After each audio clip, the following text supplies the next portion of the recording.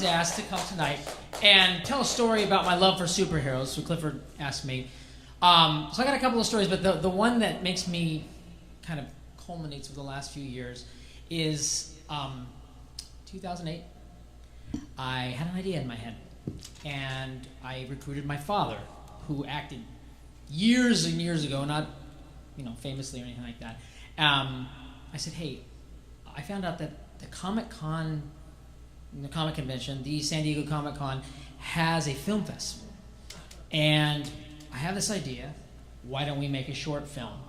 And he said, all right, let's do it.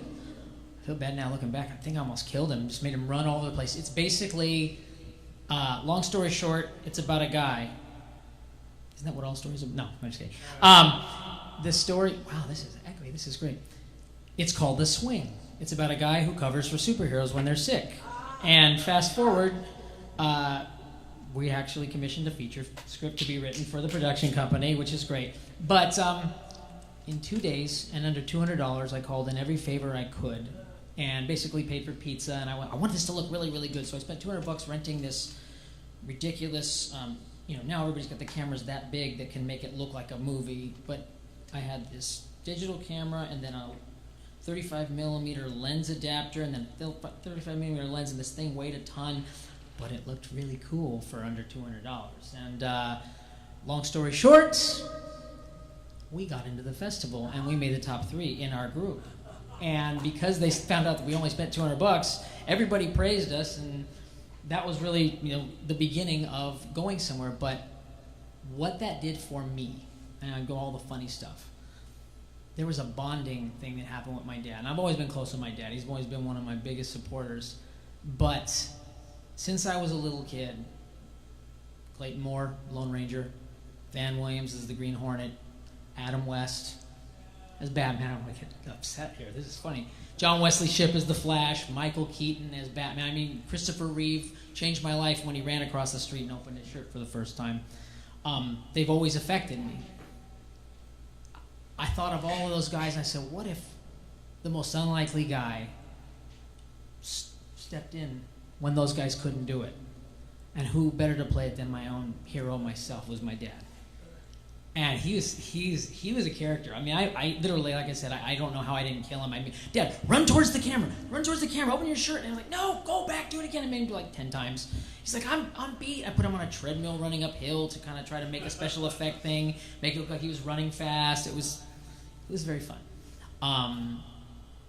But there was a show on when I was a kid, and a lot of you might remember it. It was with William Katt. It was called The Greatest American Hero. And it was about a guy who the aliens give him this suit that has superpowers, but he drops and loses the directions. So he doesn't know how to use it, and he crashes into walls and things like that. I thought, what a great song. It just makes me remember my childhood coming together with my adulthood.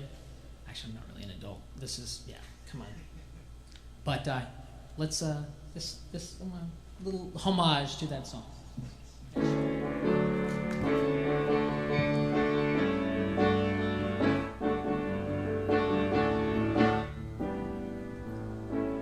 Look at what's happened to me.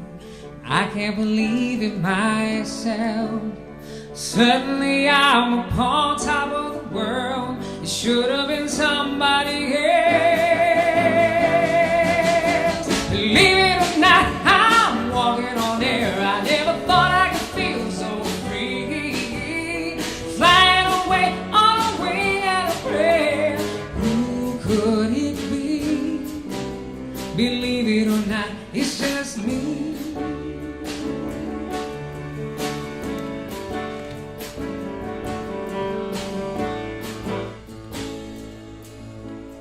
Just like the light of the new day, it hits me from out of the blue, breaking me out of the spell I was in, making all of my wishes come true.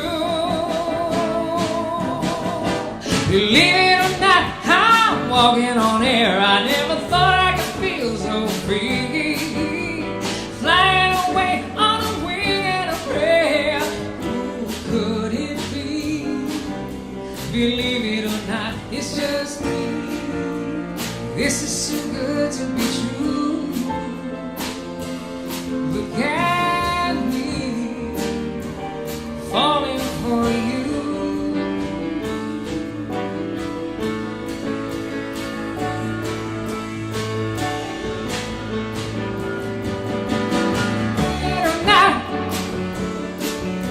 Believe it or not, believe it or not.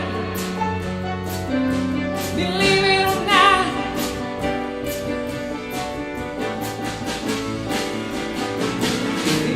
or not, I'm walking on air. I never thought I could feel so free.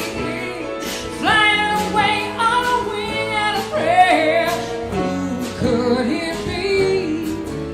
Believe it or not, it's just me.